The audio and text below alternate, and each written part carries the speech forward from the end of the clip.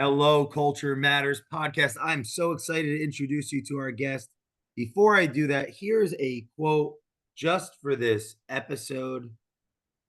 The first man gets the oyster, the second man gets the shell. Andrew Carnegie. Our guest today is an oyster gatherer. They are the founder of something special. They are a tenured and experienced winner in an industry for over 3 decades. This is the liquor business, the enjoyment business, the entertainment business, the culture business. And in the last few years, they founded something very special I have right here in my home. Whiplash Whiskey. Rene Armas is here today to teach us about his journey, explain to us how to have a good time. I'm so blessed to know him through a good friend of the Culture Marriage podcast, the one and only Bill Ryman, who introduced us. So shout out to love you, Bill. Renee, thanks for coming on the show. I'm so excited to learn about what the inspiration was for this and for our audience to learn a bit about entrepreneurship and, of course, add something to their Rolodex of having a good time if they're smart enough to check out Whiplash Whiskey. So thanks for coming on the show today. 100%. Thanks for having me. Like I told you the last time we met, we could talk shop all day. So I'm looking forward to it. Dang right. Now, you were 21 when you got in the business, the business of, what, am I saying that the right way? Like the liquor business or the entertainment business? Am I saying 100, that the right yeah, way? 1000%.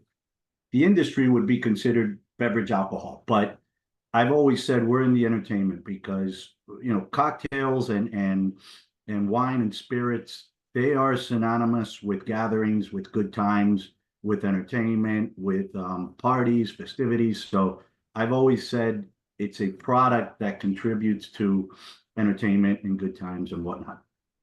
Now, was it a mentor or was it an experience that led to that first job? Because I want to unpack that a bit because you've been in the same vertical for now going beyond 3 decades, right?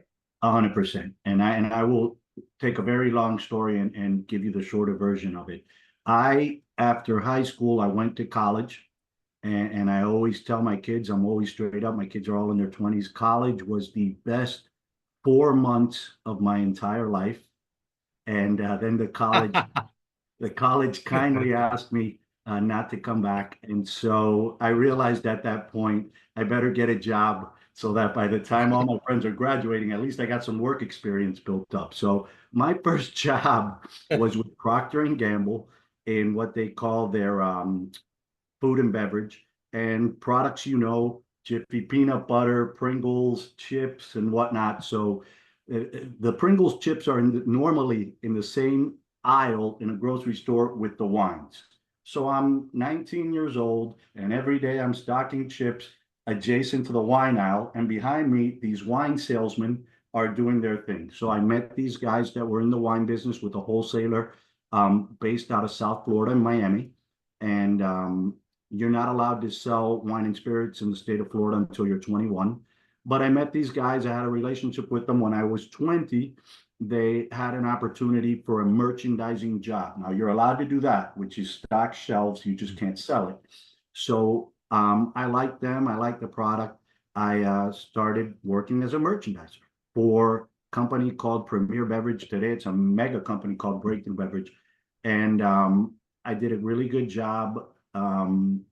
Hit it off with a lot of customers, building rapport, kind of began to find my way in that, you know what, I seem to have a knack for building relationships, building rapport. So on my 21st birthday, and I don't know of anyone else in the industry who's ever had this experience, and I've been in this 30 years, I've talked to tons of people. On my 21st birthday, I get called into the office and I'm thinking, man, I hope I didn't mess anything up. What's going on? And on my 21st birthday, the VP of the wine division said to me, hey, you got to go to the city. You're going to get your license. We got a route for you. And they gave me my first route on my actual 21st birthday. So I've been, as long as you can legally be in this business. I'm 53 today. Wow. As long as you can legally today or just recently? Well, no, 53 now this year. I was gonna say, yeah, no. So I've been in it as long as you can legally be in it. Wow. What would you say are some of, because a lot of the listeners are entrepreneurs trying to, or on their way to executive management, trying to climb and build a career.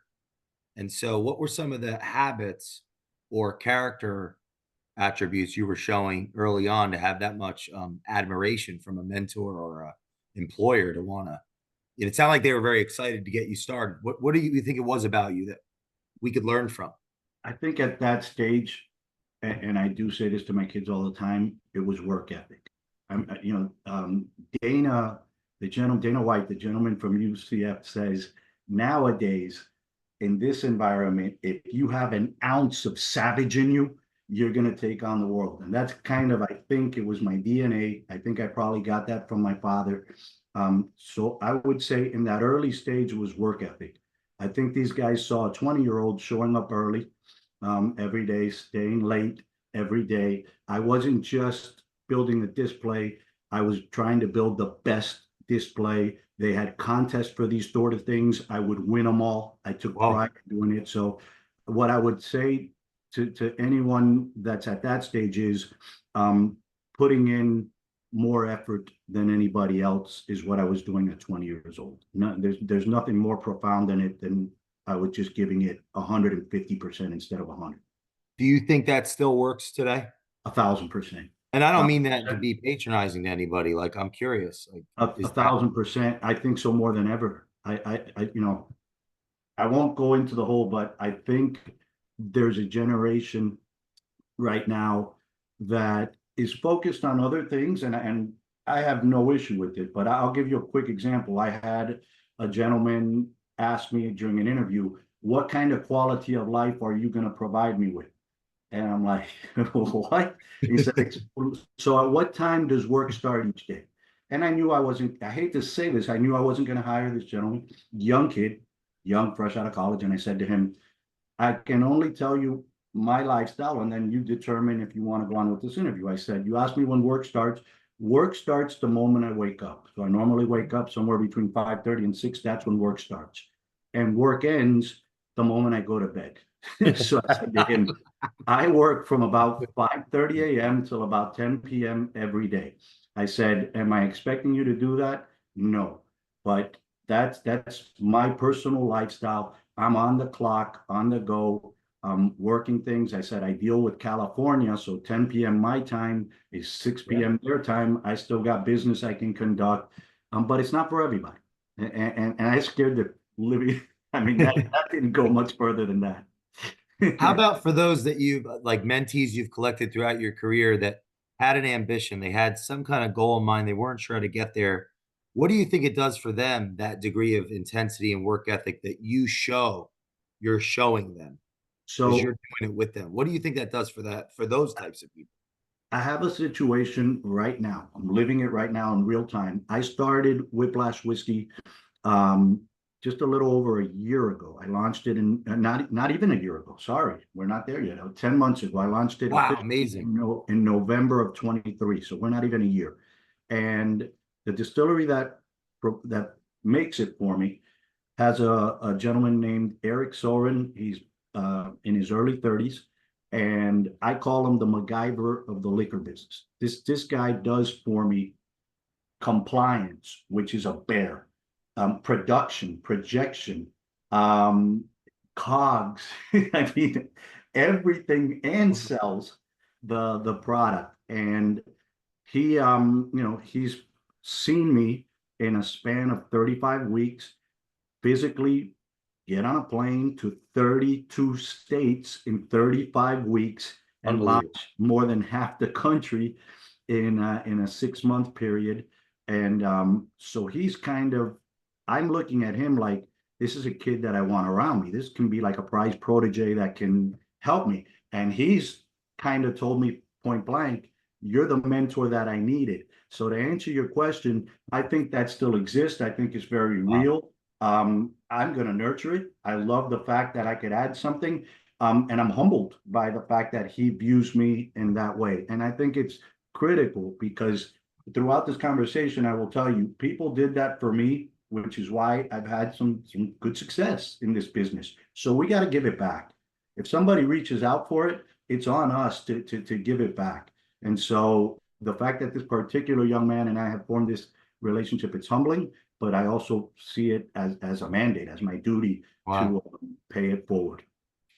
Uh, what would be your advice for those that seek mentorship? So go throughout your career, how you built relationships with mentors, how to respect that relationship. How would you advise to do that based on your career when you're saying you gathered mentors and that So helped you along? What would be your advice?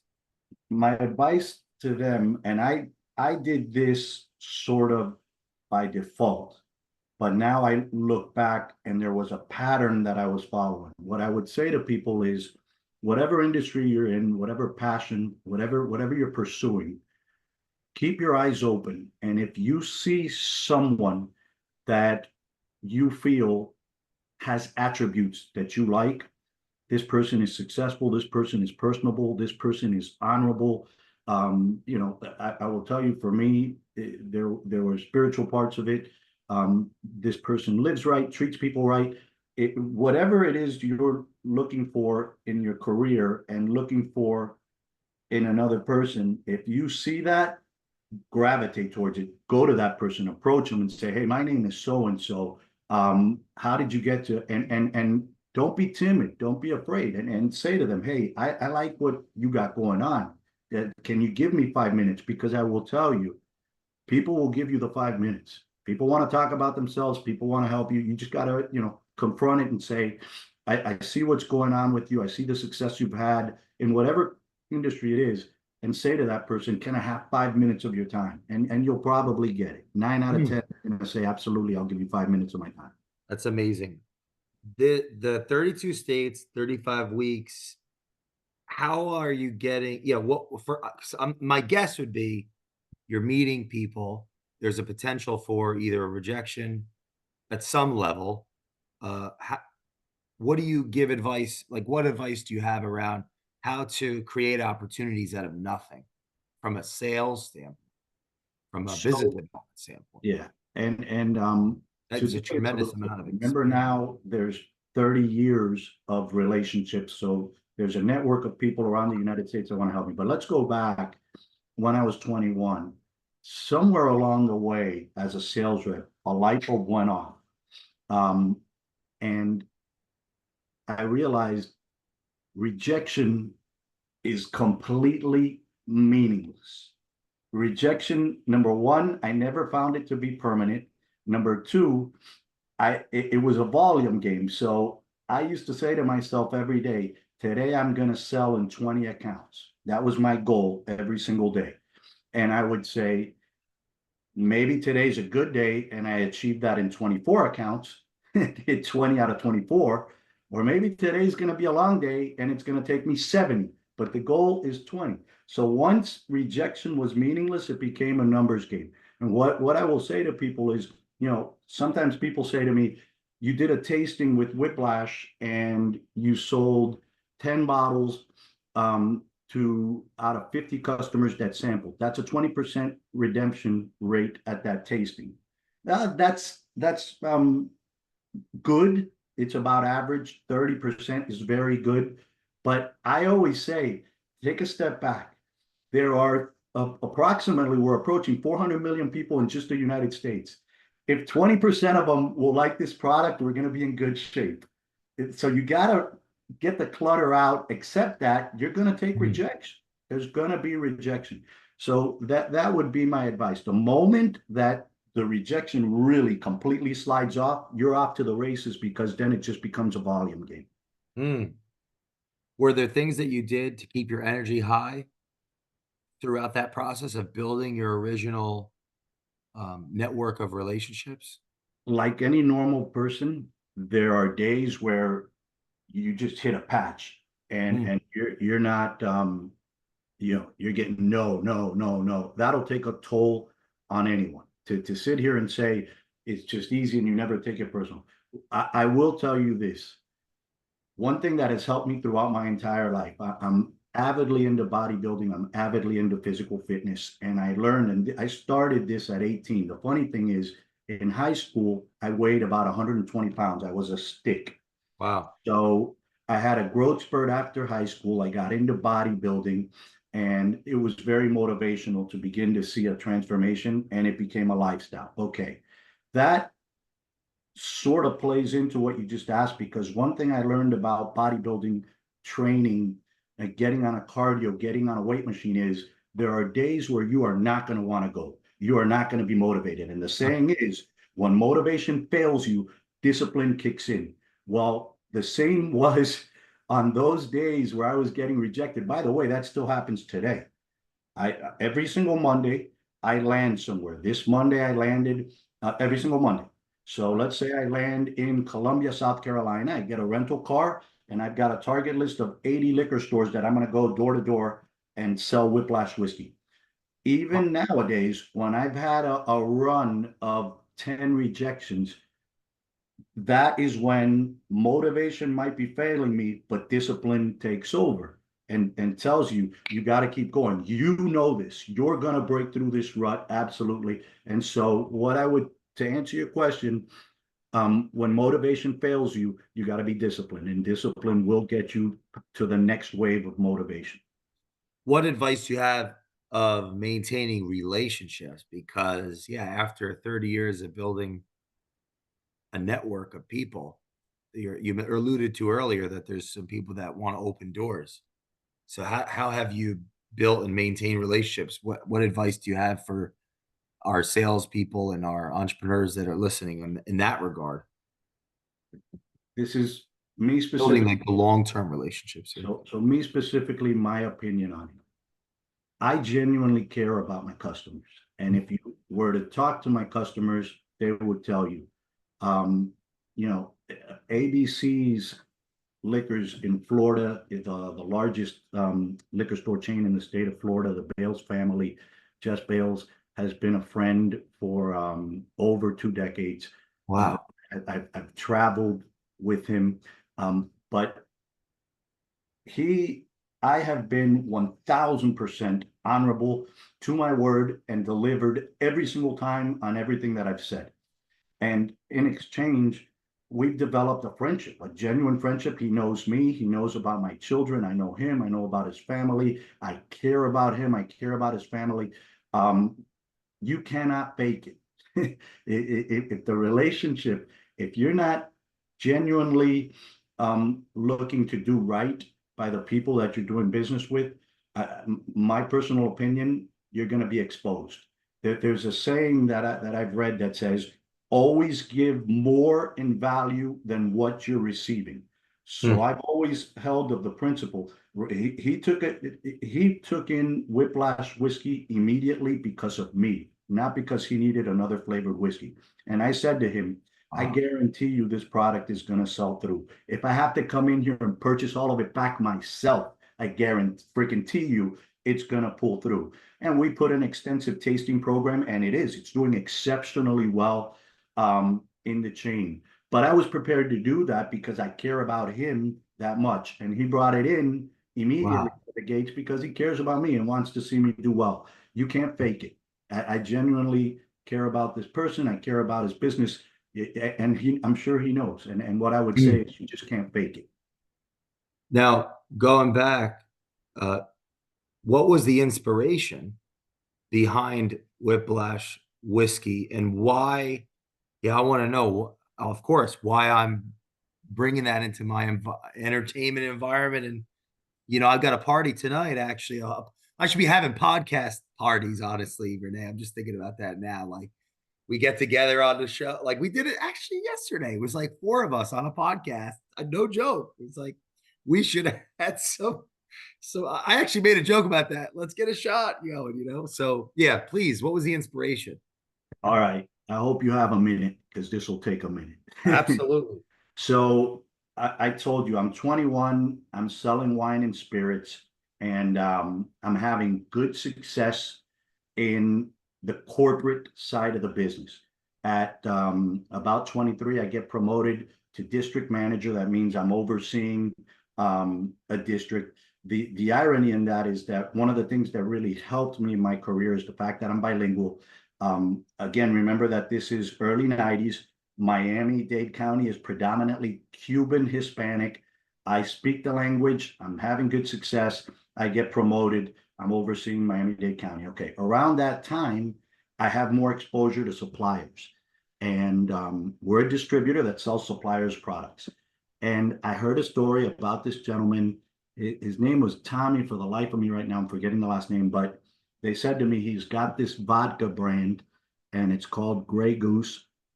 And the guy has a 1% equity stake in the brand. And I asked, so he's the owner of the brand? They said, no, he owns 1% of it. And I thought, 1%, that sucks. Well, that brand went on to sell for $2.5 billion. Whoa.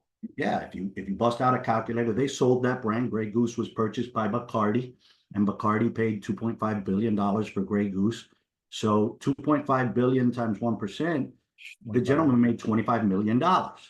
So Huge. I remember taking out a calculator. I was probably at this time when he sold that in my mid to late 20s. And I, right there, the light bulb went off. And I said, if I ever have the opportunity to get a 1% equity stake, I got to keep my eyes open. So from the distributor, I was recruited to work for a company called Remy Martin Cointreau. Awesome company.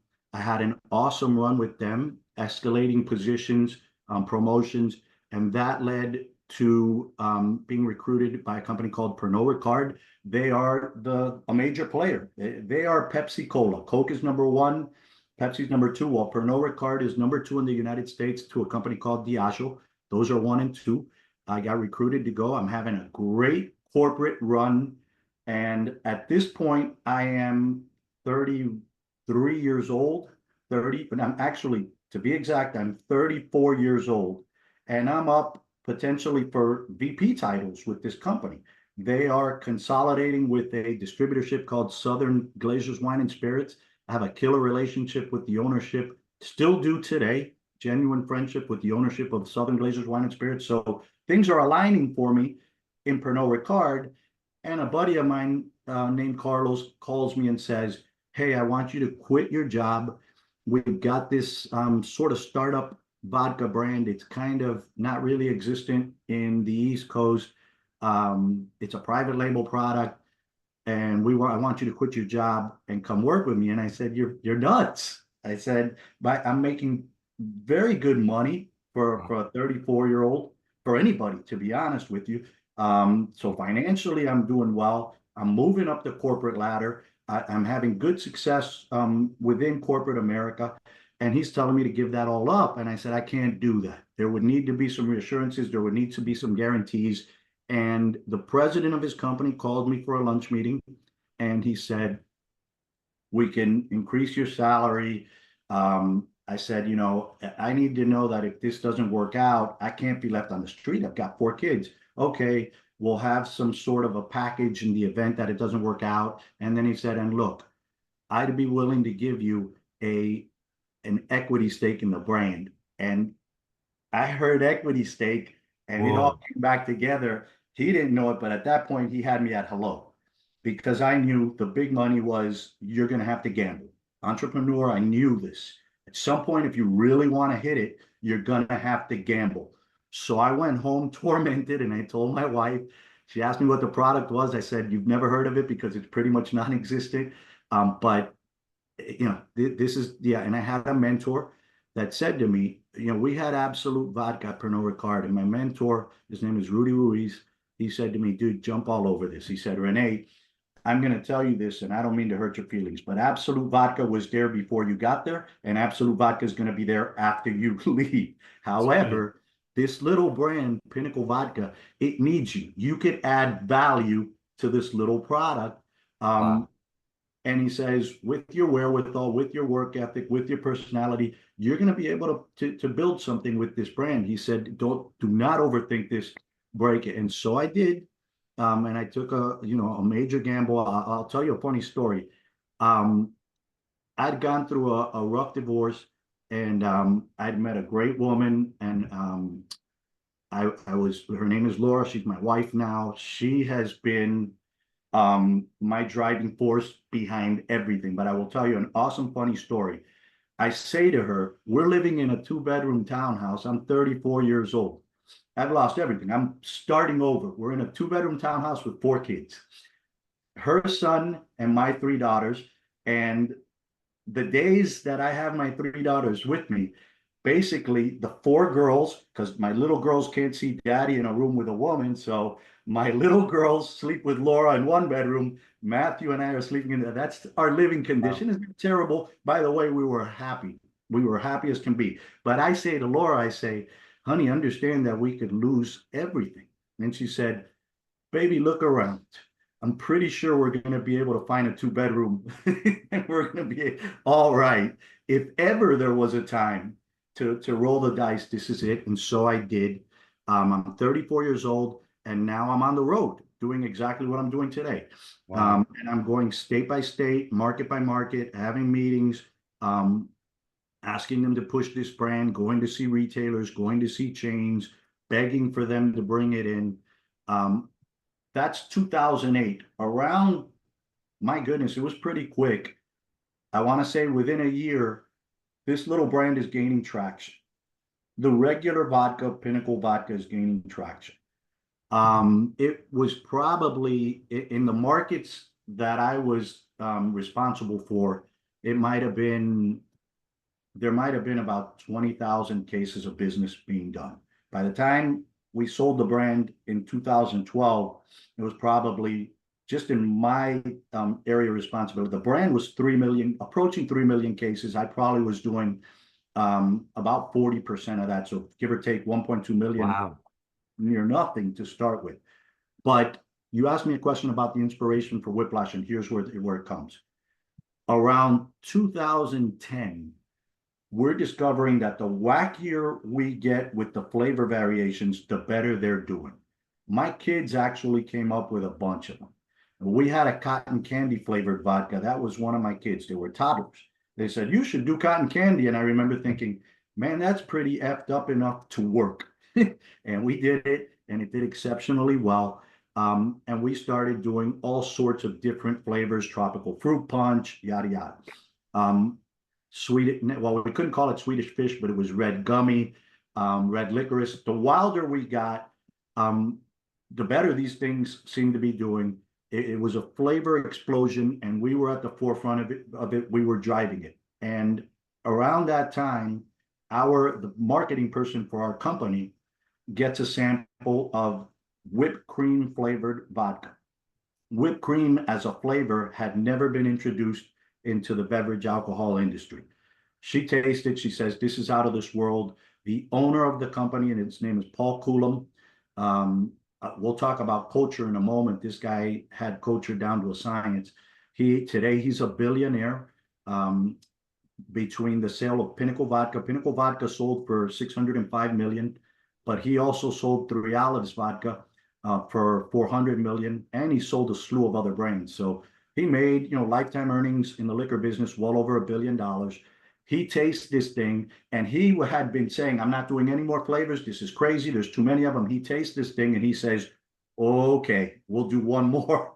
So Wow. we all get samples. I remember tasting it thinking, man, this is wild. You hit your head. You don't expect to be drinking whipped cream, but that's what it tasted like. And we go out, we launch this whipped cream flavor. I want to say to you, it's 2010 now, and it was magic.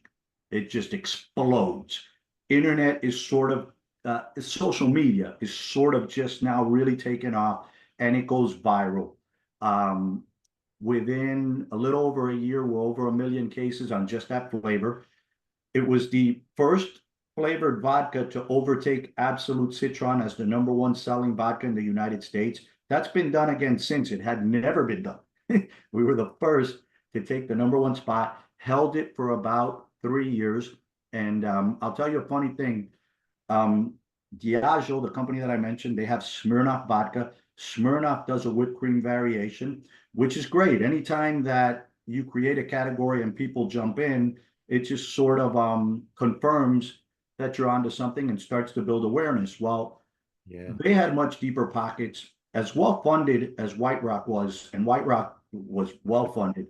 Diageo's is a global, multi-billion dollar company. So they go live on TV with their Smirnoff whipped cream. And customers are going, I learned later that there's a term for it, it's called leech marketing, but customers are going to liquor stores telling the retailers, hey, I saw this whipped cream vodka on TV. And the liquor store owners are saying, oh, yeah, it's called Pinnacle. Here it is. What they watched on TV was Smirnoff whipped cream, Unbelievable.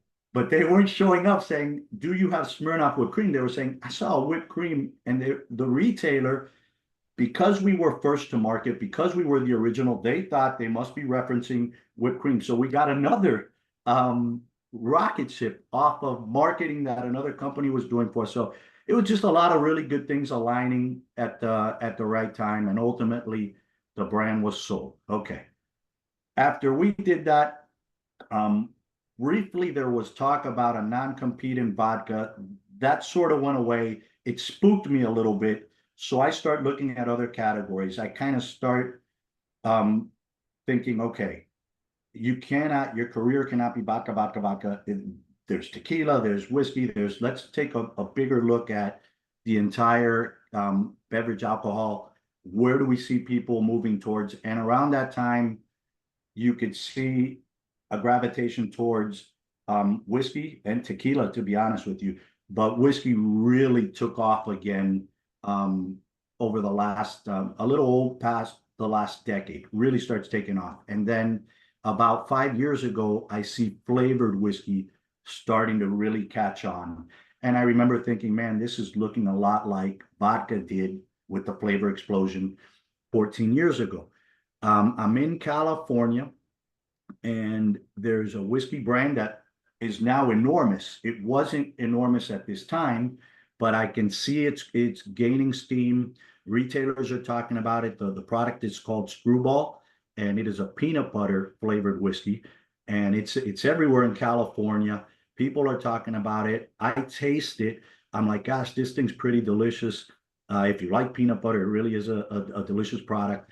And I went home that day and I told Laura, I said, hun, if peanut butter whiskey is taken off, the gloves are off. That means it's time to, there's going to be an explosion of flavored whiskey. Ironically, flavored whiskey now is the fastest growing category in the United States. Whoa. So, again, sometimes I say I'm crazy blessed. I was kind of onto something with the category. So I knew I wanted to do one. I was in a business that was great with some great people, but I wasn't feeling satisfied. I knew I wanted to do my own brand. One day, purely out of curiosity, I take the top 20 vodka flavors in the United States current, and I start trying to find if there's a flavor that no one has done, because I want something to be unique so that I have a point of differentiation. Okay. So I'm going, like orange. Orange is a top flavor in vodka. Number two, has orange been done in whiskey? Yes, Jameson has an orange flavor. Peach. Okay, Crown has a peach flavor. Apple. Okay, Bird Dog has an apple. Crown has an apple. So I'm just going down the list. When I get to number 10, the number 10 vodka flavor in the United States today is still whipped cream. I kind of chuckle because it brings back memories of the ride that I had with whipped cream. But now I look at the top 10 whiskeys, there's no whipped cream. Top 20, nothing. Top 50, there's nothing. I'm going, how can this be overlooked? It's blatant. I mean, this was the number one vodka flavor in the United States for 3 years. So I called something that's called the TTB, which is the governing body when you want to register a liquor brand into the United States. Because it is alcohol, you got to go through these channels. And I asked a person, can you check for me if anyone has ever registered for whiskey whipped cream? They said, there's a vodka. I said, I know there's a vodka. Has anyone ever registered whiskey? And this person was wonderful, was telling me, I'm looking at peanut butter. I'm looking at cinnamon. I'm looking at peach, apple. She's going down the line. She says, sir, no one has ever registered whipped cream. And so, boom, the light bulb went off. You can see it on the label, the original whipped cream whiskey, legit, first to market, first to make it to shelves in the United States and globally. And Wow. we're first and only. We are still the only, fortunately. So we carved out a niche, and it's happening all over again. I'm going to knock on wood when I say that. Give me a minute. Okay. Um, Millions and millions of people are listening to this right now. well, I will tell. I will. We That's got to get great. there. You know? I will tell you. Millions. It's transferring. So my Wow. thought was, if that many millions of Americans enjoyed whipped cream to propel it to be the number one vodka flavor, if only a portion of them want to shift over to whiskey, I right now today I'm doing this on my own.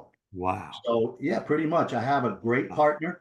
I own the largest share of it, but I got a great partner. But for the most part, as far as sales, and now I've gotten a little bigger. Now my brother is working Wow. with me, and my best friend Nikki Ziccardi in the Northeast is working with me. But a lot of this, I'm doing this alone, and it's transferring. There is definitely a customer. Whipped cream is an iconic American flavor, and so it's happening. And so that's how whipped cream whiskey and Whiplash came to be. Congratulations. It's amazing.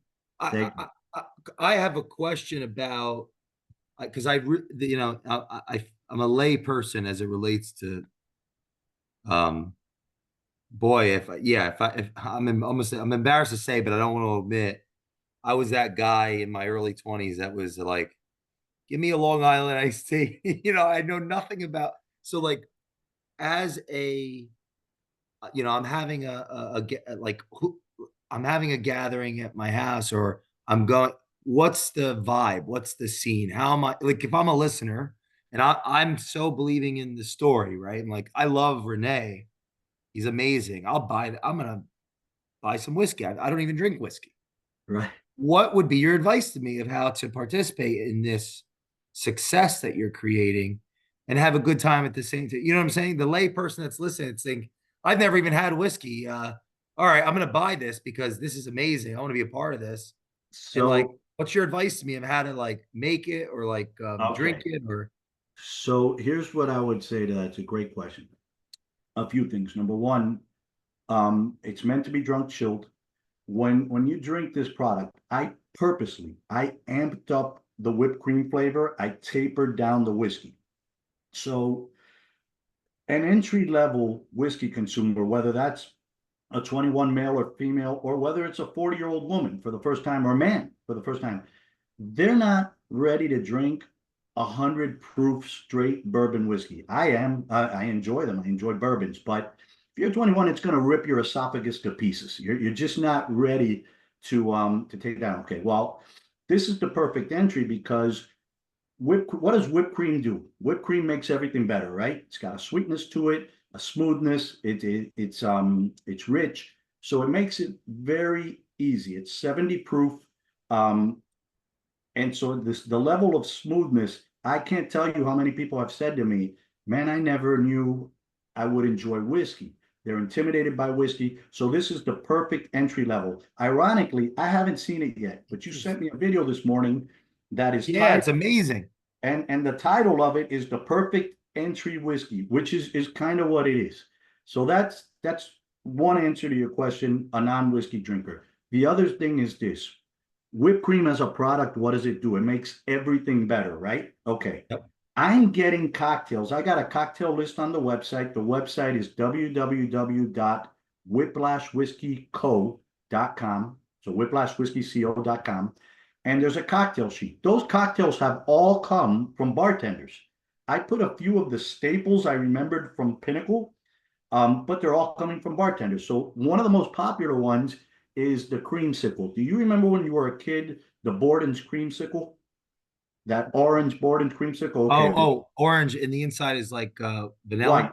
Yeah, Yeah. yeah. Okay, there you So there go. you go. Most everybody remembers the Borden's creamsicle. Well, whipped cream whiskey with a splash of orange juice tastes identical to, Whoa. or I mean identical. That was a big one for Pinnacle with the vodka. It's been a big one Wow. for us.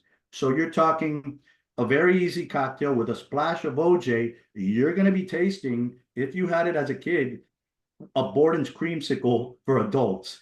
Um, so what other ones? Key lime pie martini. They take lime vodka, whiplash whiskey, um, couple little ingredients here or there. You'll see it on the recipe sheet. That's called a key lime pie martini. Coconut cream pie martini is Wow. rum chata, Malibu, and Whiplash whiskey, all equal parts. It's delicious. It's the most Mm. delicious. Now, I'm a sweet tooth. I do like whiskey, and I like whipped cream. So I drink it on the rocks. I got people calling me from all over the country saying, I don't mix it with anything. I drink it Wow. on the rocks. But then I have people telling me, I take Dr. Pepper cream soda with your Whiplash whiskey. My goodness, it's like an adult cream soda from when I was a kid. Wow. In the Midwest, there's a sandwich. I'd never heard of it. I have had it now. It's delicious, but there's a sandwich that's called a fluffernutter. Have you ever heard of this? Yeah. Yeah. Yeah. So the Wait, fluffernutter is that peanut was, butter and yeah, this fluff. guy was doing it in the video. You're kidding me. I haven't seen the And I'm video. telling you, this video and his YouTube channel was Surviving Dad Life, which I think is hilarious. And he's got to be late 30s, mid 40s. And yeah, he gives you the unbelievable testimony just because, like, it's clear that he's never heard of this. He found the website, he says. He looked at the website for some recipes and he was making the fluffernutter. That's, I remember him Okay. saying that. So I can't wait to watch it. You Yeah. sent it to me right It before was the show. cool. I'd never Yeah. seen it, which I mentioned to you. It's humbling.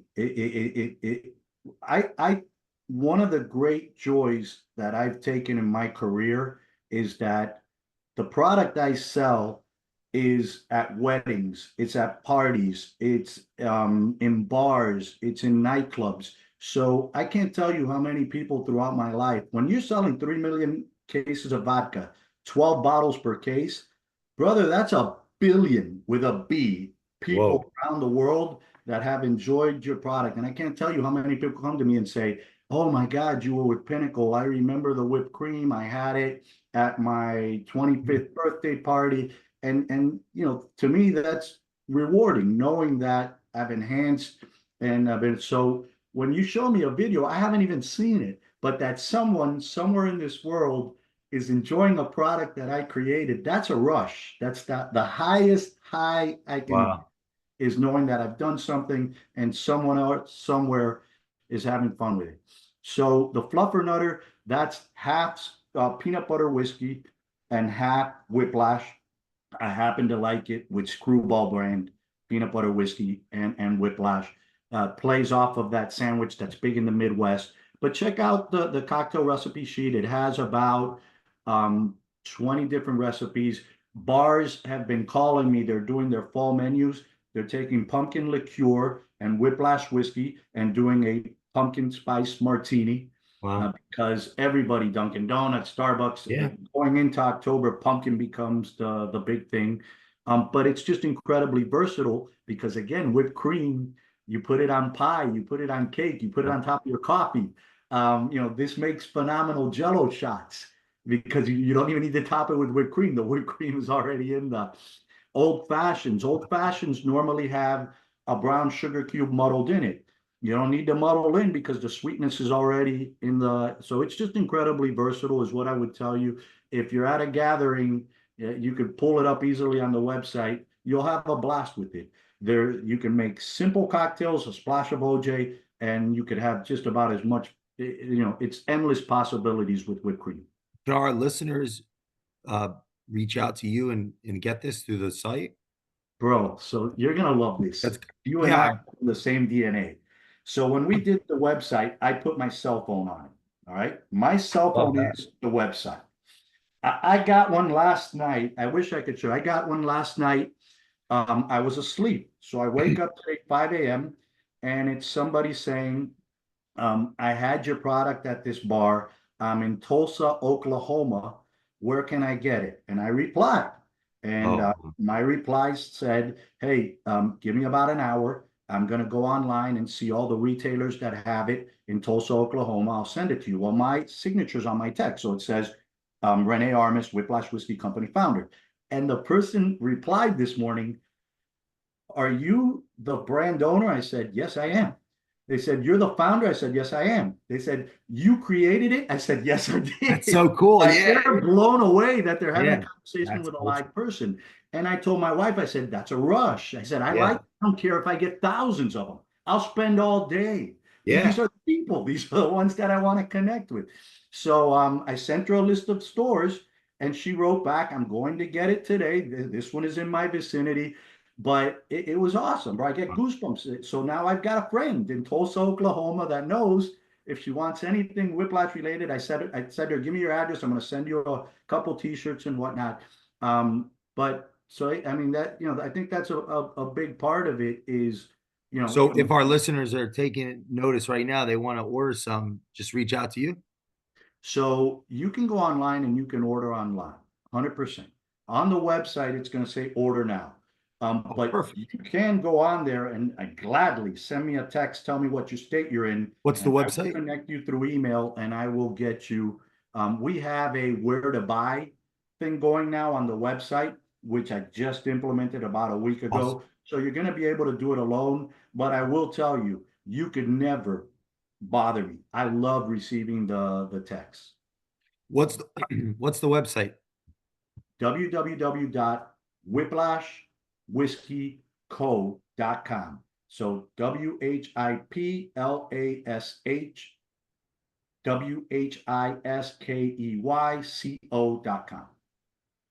Amazing, because I believe people. I know people are gonna want this right now at their house for get-togethers. Why wait? Why?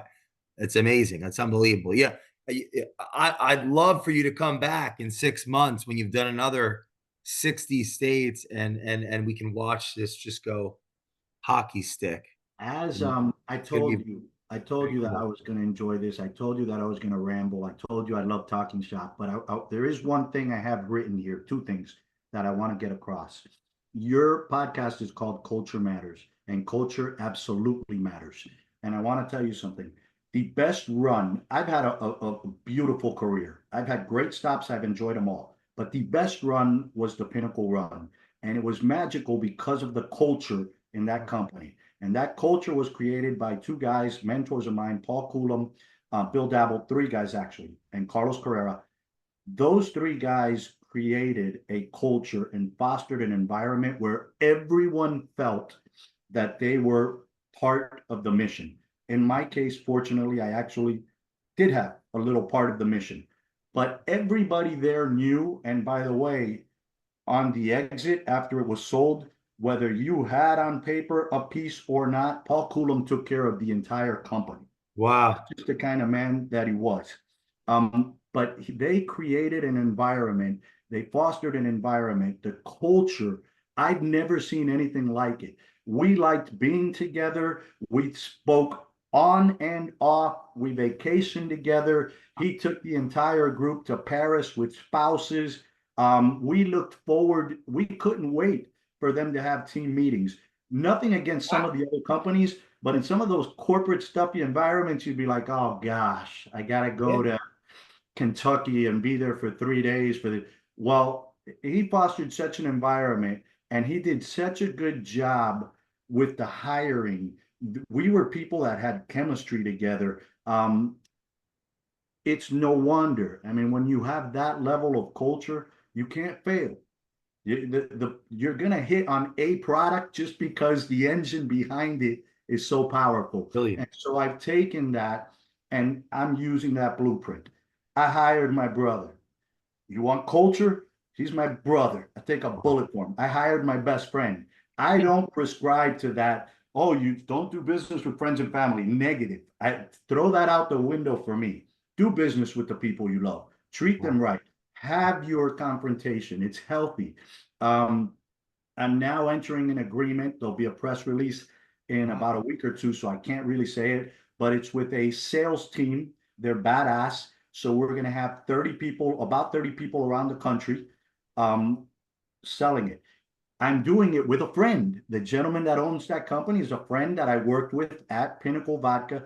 So I'm trying to take that same blueprint that Paul Coulomb created because I'm so well aware of how much culture matters that I'm trying to create a similar culture within the family. By the way, that also goes to customers, that also goes to my wholesalers. I try to align with wholesalers whose values match mine, whose Mm. personalities match mine. people that I genuinely like and would like to have a drink with after work, who I feel genuinely like me back, because those are the people that will help you. So culture matters. It's not, there's this idea of, I laugh when you say, don't worry about the ping pong table. The ping pong table Yeah, is, yeah, I if love you you. don't want to play ping pong with the guy, you might as well just lift half the table and play by yourself. So you're Yeah. absolutely right. And I believe that to be true um, in every single aspect. So with my wholesaler partners, with the people that work directly for me, with the people that will work third party for me, I believe in positive reinforcement. I believe that confrontation is healthy. I believe that I know 1000% for certain that I don't have all the answers and I need your help and I want it. So to your point and to what you're doing, I want you to know I'm on board and I'm behind it. Culture absolutely matters. You're talking to someone that has lived it and that is trying to recreate it right now. Man, I got goosebumps now. I feel blessed because I believe we're gonna look back on this episode in a year, 2 years, and it'll be like, yeah, I'm just wow. I gotta you you gotta come back soon. Like I want. First of all, that's a whole part too. I'd love to understand. You got a case study, and then you're building a real live case study as we speak, Yeah. and so we're rooting for you. I have like a handful of people that I know you need to meet that I was thinking through when you were teaching us today, and I'm so happy that you're here. Thank you for your words. If you're listening to this episode of Culture Matters podcast, ever subscribe to Instagram. It's Whiplash Whiskey, correct? Your Instagram? Whiplash Whiskey Co. Everything is Whiplash Whiskey Co. If you type in Whiplash Whiskey, it's going to get you there, but God, that's everything why I is remember it. Whiplash Whiskey Co. On Instagram, follow Whiplash Whiskey Co. Pick up your first case. Is that right? Case? Or what do you You call can that? buy a case, man. That'd be great. A bottle. Yeah, that's what I'll be doing after this. And I'm so excited for you to come on, my friend. Final words. What would you say from let's say an inspirational standpoint for our listeners that are trying to make their vision come into reality the way that you've done that throughout your career and that you're doing today? Right? What's your advice to somebody that's listening to this in the car on their way to their 11th appointment? They've been rejected 10 times, like they have a uh, dream, they have I, a vision. here's what I would say. I come from little. I've had some success. The liquor business has been lucrative. I never quit. And I would tell people, it's not particularly profound. If you have a dream, do not quit. You're going to be given every reason to quit. People you love are not going to, the saying, don't be sharing your vision with everyone. I know I can share it with you, but I also know I got some family members that it's not going to, I would say, don't ever quit. And I'll leave you with something that's funny. When people ask me what I do, or people that have known me, known the success that I had with Pinnacle, and I tell them I'm living out of a suitcase, I'm building this whiskey brand, I'm traveling all over the country, I'm working 15 hours a day, 7 days a week. They look at me and they like feel sorry for me. They're like, my gosh, and I'm like, are you Oh, nuts? I'm the happiest I've ever been. I'm having a blast. But I can right away tell this person sort of doesn't get it. And when someone asks me, is it really worth it? My response is, it is really worth it to me. It might not be to you, yeah. but it is absolutely worth it to me. The challenge is worth it to me. So I will never quit. And anybody that's listening that's on their 11th rejection, I would say to them, number 12 is going to buy. I promise you, as long as you don't quit, you're going to, so just stay with it. Stick with it and stay with it would be my advice. I'm so ready to work today. I can't, it's like the day just started. Let's get it. Let's Thank you go. all for listening to the Culture Matters podcast. Leave us a review, follow Whiplash Whiskey Co., and we will see you next time in the Culture Matters podcast. Thank you, my friend. Thank you, brother. You're the best.